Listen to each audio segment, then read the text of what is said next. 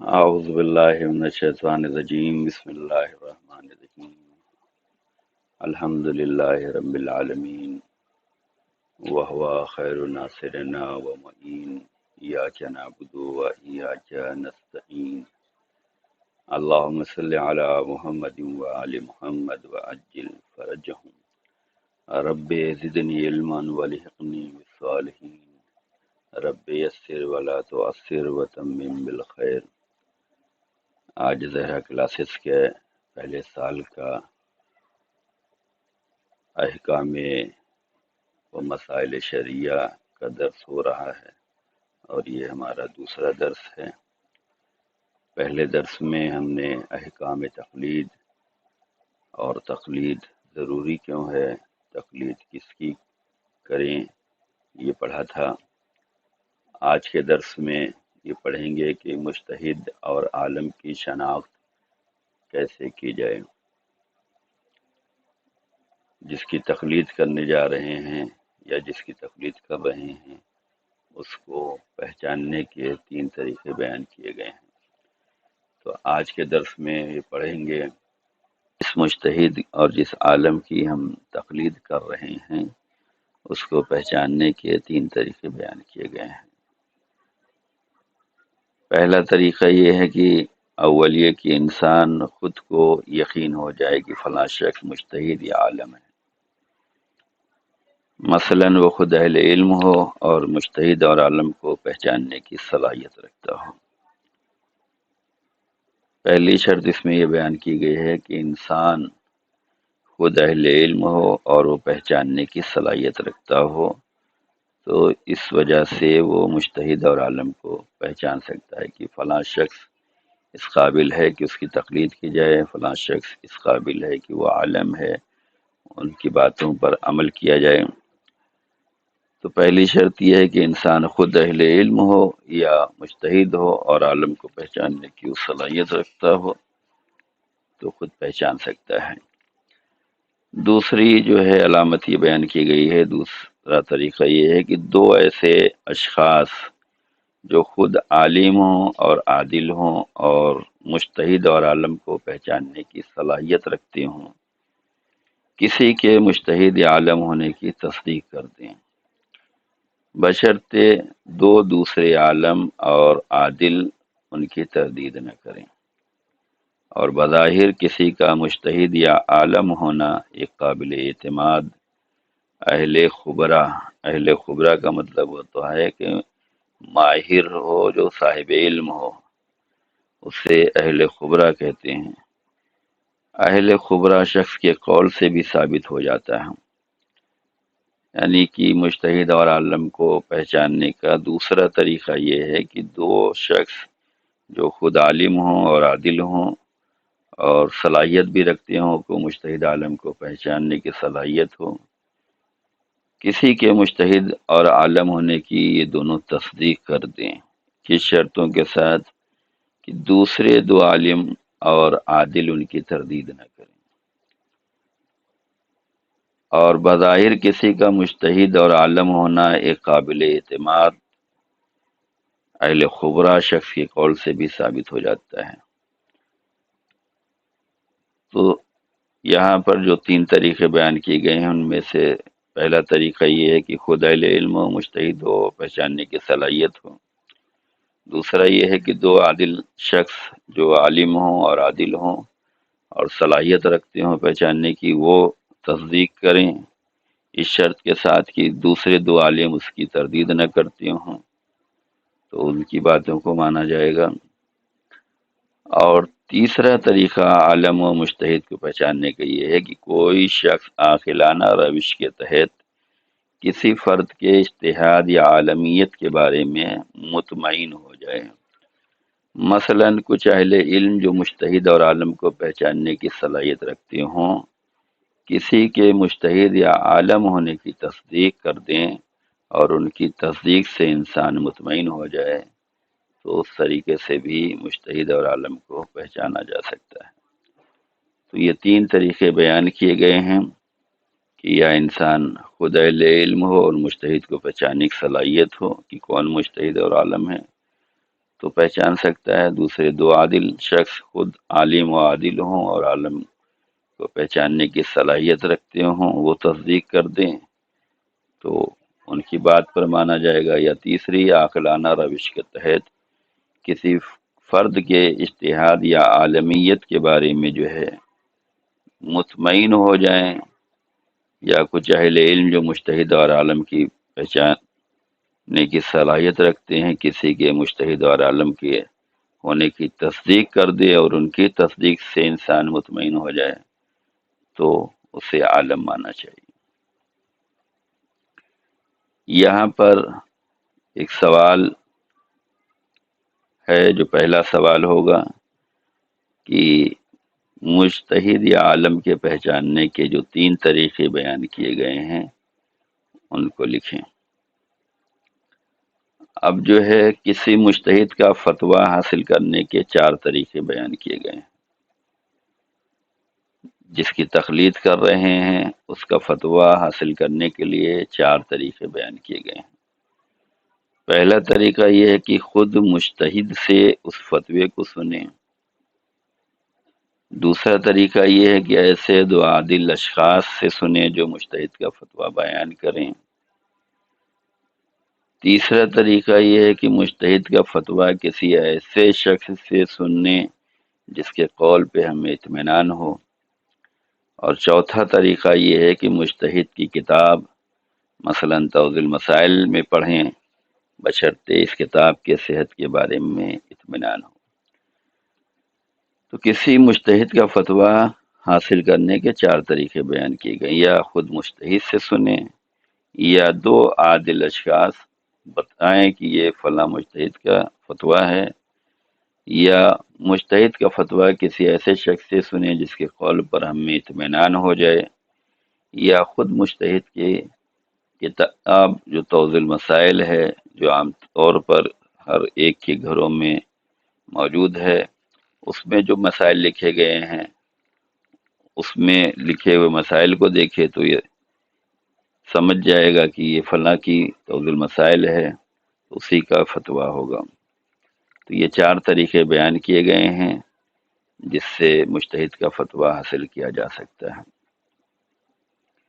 جب تک انسان کو یہ یقین نہ ہو جائے کہ مجتہد کا فتویٰ بدل چکا ہے، وہ کتاب میں لکھے ہوئے فتوے پر عمل کر سکتا ہے، اور اگر فتوے کے بدل جانے کا احتمال ہو تو تحقیق کرنا ضروری نہیں ہے۔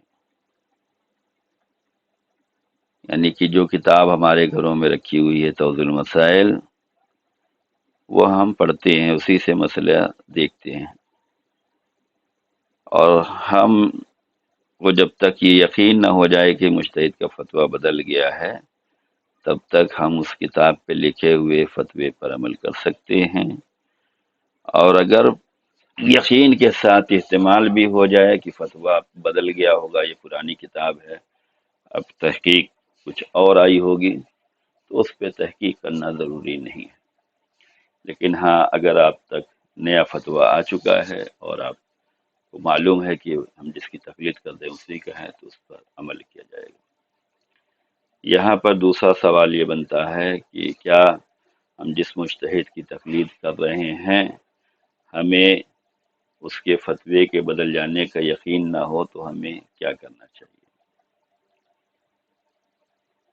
اب جو ہے طہارت کے بارے میں احکام ہیں۔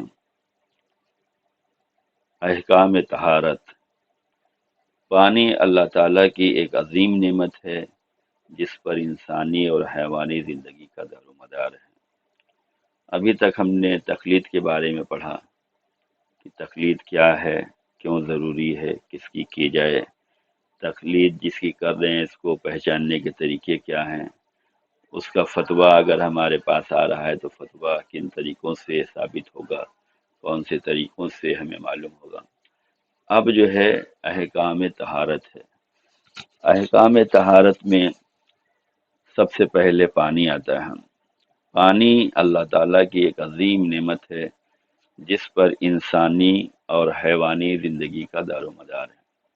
انسان ہو یا حیوان ہو، دونوں کا زندگی کا دار و مدار پانی پر ہے۔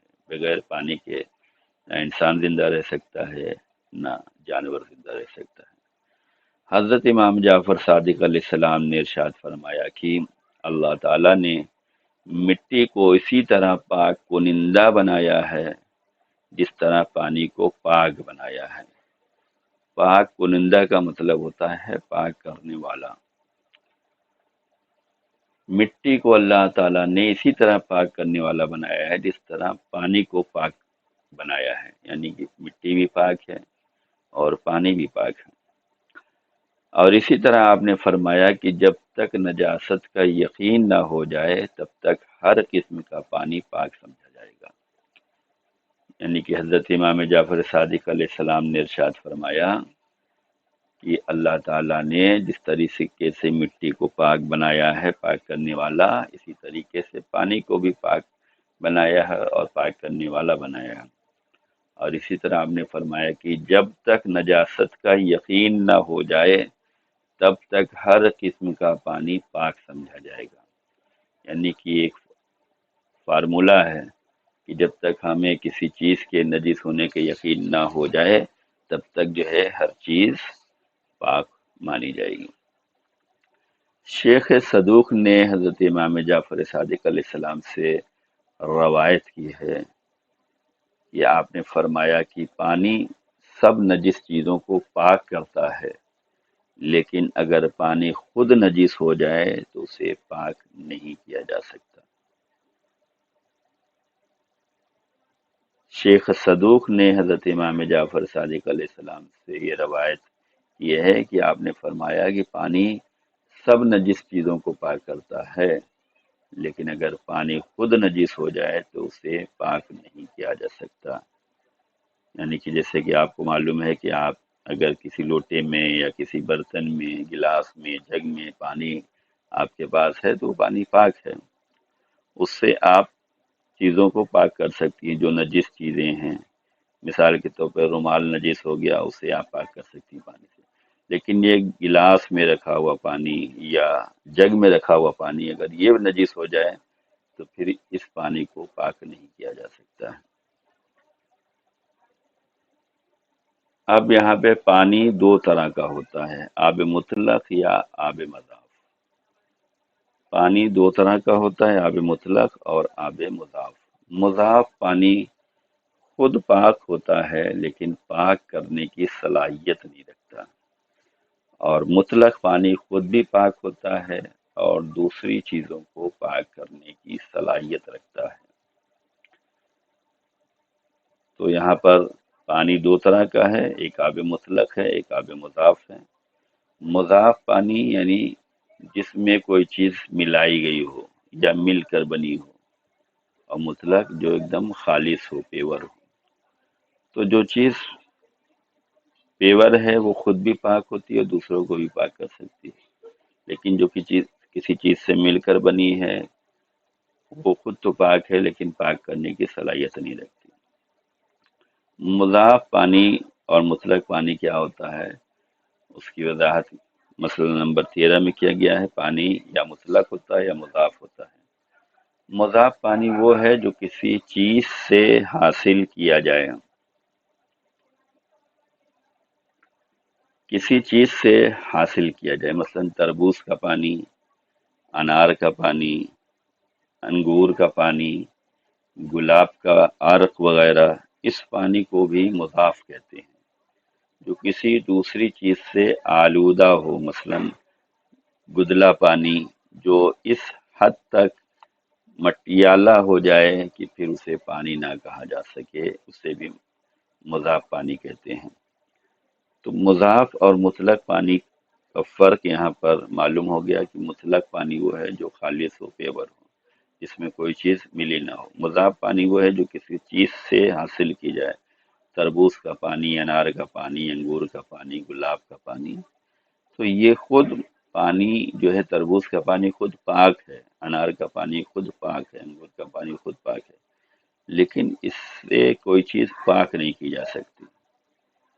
لیکن جو آب مطلق ہے وہ خود بھی پاک ہے، اس سے دوسری چیزوں کو بھی پاک کیا جا سکتا ہے۔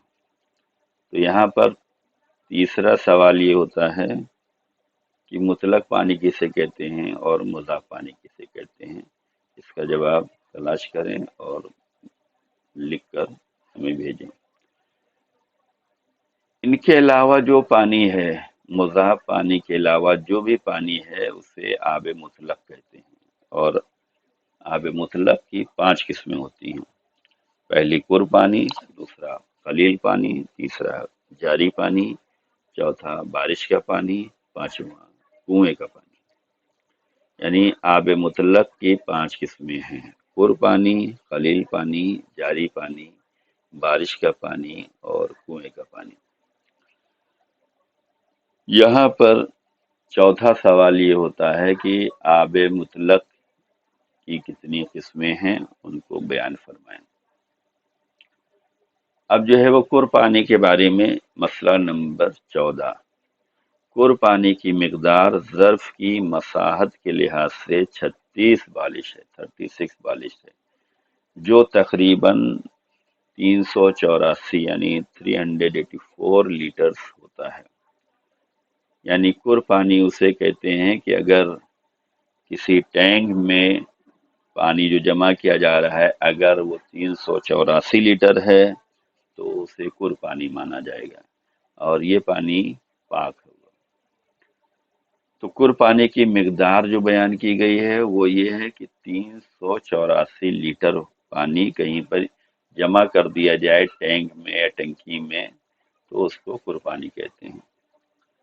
مسئلہ نمبر 15، اگر کوئی چیز عین نجس ہو، مثلا پیشاب ہو یا خون ہے، یا وہ چیز جو نجس ہو گئی ہے جیسے کہ نجس لباس، ایسے پانی میں گر جائے جس کی مقدار 1 کور کے برابر ہو یا 1 کور کے برابر ہو اور اس کے نتیجے میں نجاست کی بو، رنگ اور ذائقہ پانی میں سرایت کر جائے تو پانی نجس ہو جائے گا، لیکن اگر کوئی ایسی تبدیلی واقع نہ ہو تو پانی نجس نہیں ہوگا۔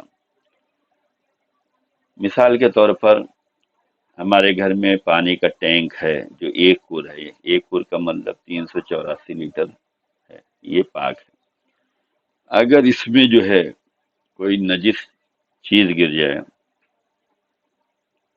نجس عین گر جائے یعنی خون یا پیشاب اس میں گر جائے، یا کوئی نجس لباس اس پانی میں گر جائے جو 1 کور کے برابر ہے، اور نجاست کی بو، رنگ یا ذائقہ پانی میں سرایت کر جائے تو پانی نجس ہو جائے گا۔ لیکن اگر پانی میں کوئی تبدیلی نہیں آ رہی ہے، نہ اس میں بدبو آ رہی ہے، نہ اس کا ذائقہ بدل رہا ہے، نہ اس کا رنگ بدل رہا ہے، تو وہ نجس نہیں ہوگا۔ لیکن اگر تبدیلی آ جائے، ذائقہ بدل جائے، رنگ بدل جائے، بو بدل جائے تو یہ نجس مانا جائے گا۔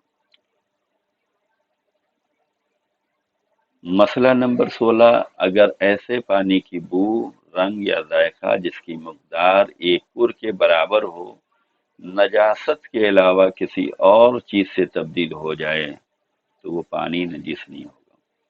یعنی کہ ہمارے گھر میں جو ٹینک رکھا ہوا ہے پانی کا، جو 1 کور ہے، مثلا کور کتنا ہے، 384 لیٹر پانی ہے، اس میں کوئی نجس چیز نہیں گری ہے لیکن اس کا رنگ بدل گیا ہے، تو یہ رنگ بدلنے سے وہ پانی نجس نہیں ہوگا۔ رنگ کیوں بدل گیا؟ گرد و غبار کی وجہ سے یا اور کسی چیز کے ذریعے سے رنگ بدل گیا ہے تو وہ نجس نہیں ہوگا۔ نجس کب ہوگا؟ جب اس میں عین نجاست گر جائے اور اس میں کوئی نجس چیز گر جائے اور اس کا رنگ، ذائقہ اور بو بدل جائے تب وہ نجس ہوتا ہے، اسے نجس نہیں ہوتا۔ مسئلہ نمبر 21، اگر پانی کی مقدار 1 کور کے برابر ہو اور بعد میں شک ہو کہ آیا اب بھی کور کے برابر ہے یا نہیں تو اس کی حیثیت 1 کور پانی ہی کی ہوگی، یعنی وہ نجاست کو بھی پاک کرے گا اور نجاست سے ملنے سے نجس بھی نہیں ہوگا۔ اس کے برعکس جو پانی 1 کور سے کم تھا، اگر اس کے متعلق شک ہو کہ اب اس کی مقدار 1 کور کے برابر ہوا یا نہیں ہوا تو اسے 1 کور سے کم ہی سمجھا جائے گا۔ تو اس مسئلے میں یہ بیان کیا گیا ہے کہ پانی 1 کور تھا اس کے بعد یہ شک ہو رہا ہے کہ کم ہوا یا نہیں ہوا، لیکن دوسرا یہ ہے کہ اگر کم تھا اب شک کر رہے ہیں تو اسے کم سمجھا جائے گا۔ مسئلہ نمبر 22، پانی کا ایک کر کے برابر ہونا دو طریقوں سے ثابت ہوتا ہے، یعنی کہ جو ہمارے ٹینک میں پانی ایک کر ہے، اس کر کا پانی کا ایک کر کے برابر ہونا دو طریقوں سے ثابت ہوگا۔ پہلا طریقہ کیا ہے؟ پہلا طریقہ یہ ہے کہ انسان کو خود اس بارے میں یقین یا اطمینان ہو جائے کہ ہمارے ہاں جو ٹنکی ہے وہ ایک کر ہے، انسان خود اس کو یقین اور اطمینان ہو تو وہ ایک کر برابر مانا جائے گا۔ نمبر دو، دو عادل مرد اس بارے میں خبر دیں، لیکن اگر ایک عادل یا ایک قابل اعتماد شخص یا جس کے اختیار میں پر پانی ہے اس پانی کے پر ہونے کی خبر دے اور اطمینان پیدا نہ ہو تو اس کا معتبر ہونا محل اشکال ہے۔ تو یہاں پر پانچواں اور آخری سوال یہ ہے کہ پر پانی ثابت ہونے کے دو طریقے ہیں، ان دو طریقوں کو بیان کریں۔ یہ رہا آج کا احکام، جس میں ہم نے مجتہد اور عالم کی شناخت کے بارے میں پڑھا ہے اور پانی کے بارے میں پڑھا ہے۔ انشاءاللہ یہ درس سمجھ میں آیا ہوگا، اگر نہیں سمجھ میں آیا ہے تو اس سے بار بار سنیں اور اس پہ غور و فکر کریں، اور جو سوال کیے گئے ہیں ان کے جواب جو ہے تلاش کریں اور اس کے جواب لکھ کر ہمیں بھیجیں، اور ان چیزوں پر عمل کرنے کی بھی کوشش کریں، اس لیے کہ علم کا حاصل کرنا جو ہے واجب ہے، ضروری ہے، اور اس پر عمل کرنا اس سے زیادہ ضروری ہوتا ہے۔ جب عمل کیا جائے گا تبھی اس کا فائدہ ہوتا ہے۔ حدیث میں آیا ہے کہ علم کا حاصل کرنا واجب ہے، العالم بلا عمل کا شجر بلا ثمر، یعنی کہ علم کا حاصل کرنا اور اس پر عمل اگر نہ کیا جائے تو ایسے ہی ہے جیسے کوئی درخت بغیر پھل کے ہو۔ اور یہ یاد رہے کہ پھلدار درخت ہی جو ہے وہ فائدہ دیتا ہے، جس درخت میں پھل نہیں ہوتا وہ درخت کاٹ دیا جاتا ہے۔ تو علم کا حاصل کرنا ضروری ہے، اس سے زیادہ ضروری ہے اس پر عمل کرنا۔ اگر عمل نہیں کریں گے تو مثال اس کی ایسے ہی ہے جیسے اس درخت کی مثال ہے جس پر کوئی پھل نہ رکھتا ہو۔ تو عمل کرنے کی بھی کوشش کریں اور دوسروں کو بھی دعوت عمل دیں۔